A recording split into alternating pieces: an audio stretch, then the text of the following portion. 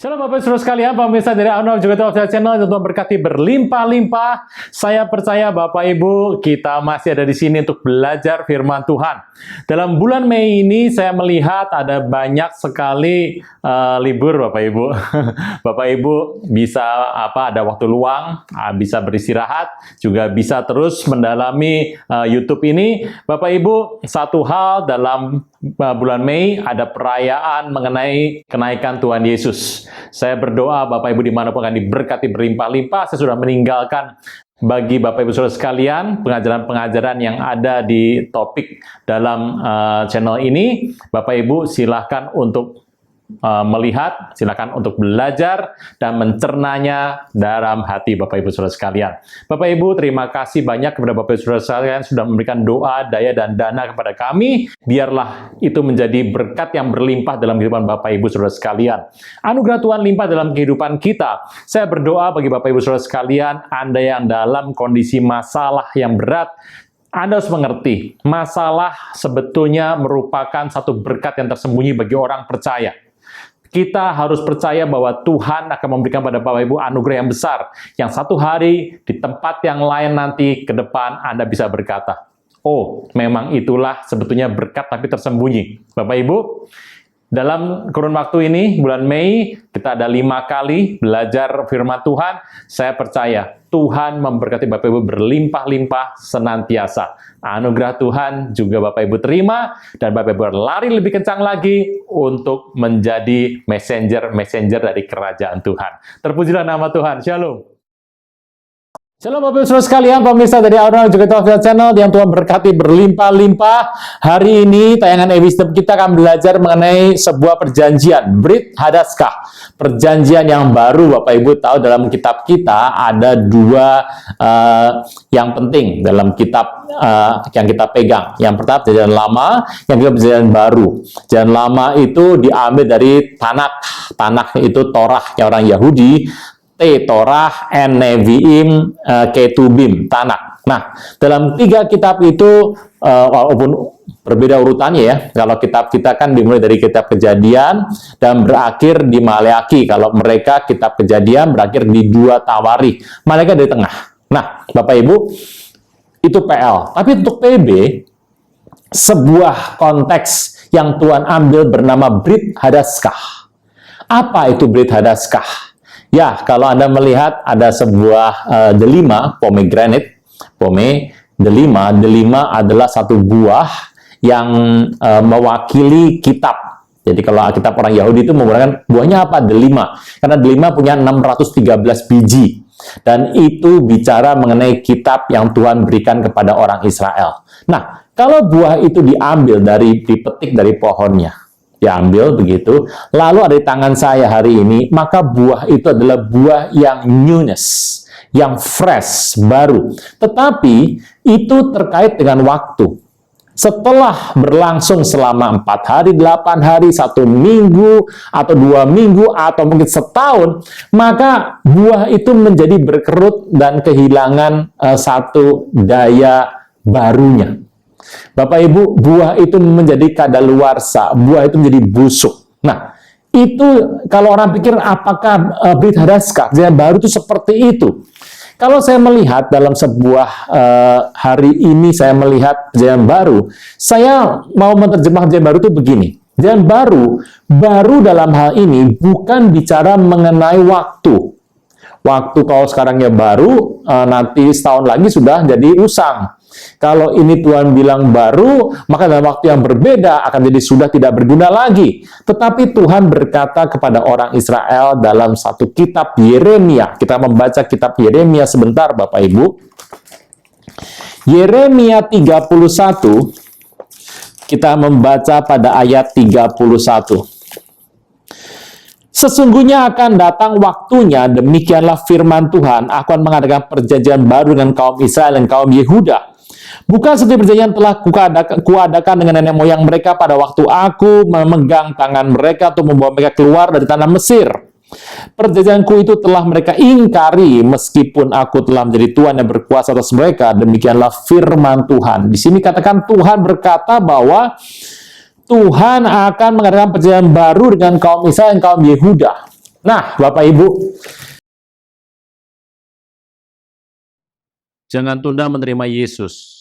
Hanya Yesus yang sanggup melepaskan Anda dari kesalahan dan dosa. Selalu ada waktu bagi Dia, tetapi tidak selalu ada waktu bagi Anda. Mari, ikuti saya mengucapkan doa berikut dengan yakin. Tuhan Yesus, ampuni semua kesalahan dan dosaku. Saat ini dengan sadar dan rela, aku mengundang Engkau sebagai Tuhan, Raja, dan Juru Selamat hidupku. Terima kasih Tuhan Yesus untuk namaku telah dicatat dalam kitab kehidupan. Amin. siapa orang yang dalam perjanjian baru? Anda kan mengerti kalau dalam perjanjian baru itu adalah Tuhan memberikannya kepada Anda dan saya. Bapak Ibu, perjanjian baru itu senama Brit Hadaskah. Itu bukan lagi merupakan satu waktu. Buah itu akan selalu menjadi baru. Buah itu selalu segar. Buah itu selalu menjadi bagian yang indah dalam hidup Anda. Tidak peduli kapan waktunya, tidak peduli berapa lama, tidak peduli lagi Bapak Ibu dengan satu kurun waktu yang panjang. Hari itu, perjanjian itu adalah baru dalam hidup Anda dan saya. Dalam perjanjian baru ini, yang Tuhan sudah genapi, maka hari itu engkau dan saya hidup. Bapak Ibu, Anda melihat kisah di kitab kita untuk Torah, Tanak ya, kitab PL. Kalau Anda melihat ada berapa sih hukum dalam PL itu? Kalau saya melihat hukum dalam PL sebetulnya dibagi 3. Yang pertama hukum moral, gitu ya. Kemudian hukum antara seseorang dan seseorang, tetangga dengan tetangga, hukum sipil, dan hukum festival. Nah, Bapak Ibu, untuk hukum moral daripada Tuhan itu selalu ada. Misalnya, jangan mencuri. Mencuri, orang yang paham hukum akan mengatakan mencuri itu buruk, siapapun orangnya. Mencuri adalah hal yang buruk. Itu adalah pesan moral yang Tuhan sampaikan menurut perjanjian lama. Tetapi Bapak Ibu itu tidak bisa berubah ya Bapak Ibu, hukum moral itu tetap ada. Nah, Bapak Ibu, tapi kalau hukum yang kedua, hukum di antara orang Israel dan orang Israel, hukum pinjam-meminjam, hutang atau menghutangi gitu ya Bapak Ibu.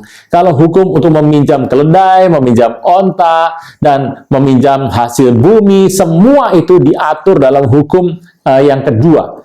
Dalam hukum itu, apakah akan diganti Pak? Firman Tuhan mengatakan hukum tetap ada, tetapi teknis pelaksanaan diganti.